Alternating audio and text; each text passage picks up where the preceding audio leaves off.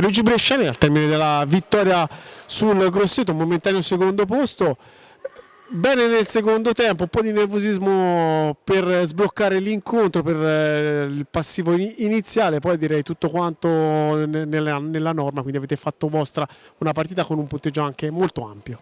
Sì, il punteggio dopo alla fine ci può stare, però hai detto giusto, il primo tempo siamo caduti nel nervosismo dove basta stare tranquilli tutto e ci siamo un po' complicati la vita da soli, anche bravi il Grosseto a mettere un po' sul deviarci un po' dal nostro obiettivo, però insomma alla fine penso che abbiamo fatto un'ottima partita e sono soddisfatto. L'unica nota purtroppo dolente è l'espulsione di Grimaldo, però faccio i complimenti a Porchera che ha fatto una grandissima partita, ha fatto degli ottimi interventi e non avevo dubbi che lui è sempre pronto quando deve entrare.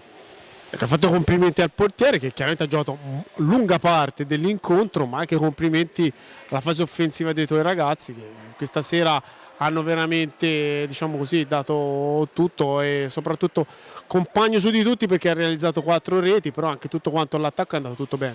Sì, abbiamo fatto benissimo in attacco, ma io dico l'attacco, ma secondo me si è fatto anche una grande difesa, perché tutto nasce da una grande difesa, l'attacco.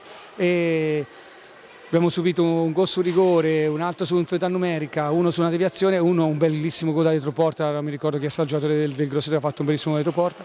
Sono delle giocate che ci possono stare, però abbiamo fatto una partita bene sia in difesa che in attacco, sì. Si vede anche dal risultato perché venire a Grosseto e vincere non è semplice. Manca una partita per chiudere il 2024, c'era l'opportunità questa sera di inserirsi in quello che è, diciamo così, il duello già previsto tra Trissino e Forte dei Marmi, ci siete anche voi. Ma noi l'obiettivo nostro è arrivare nei primi 4 per il girone di andata per essere nella Coppa Italia a giocare il quarto finale in casa.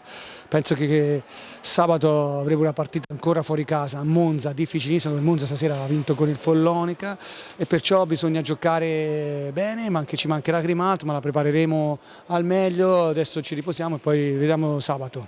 Allora, grazie e complimenti per la vittoria. Grazie a voi, buone feste.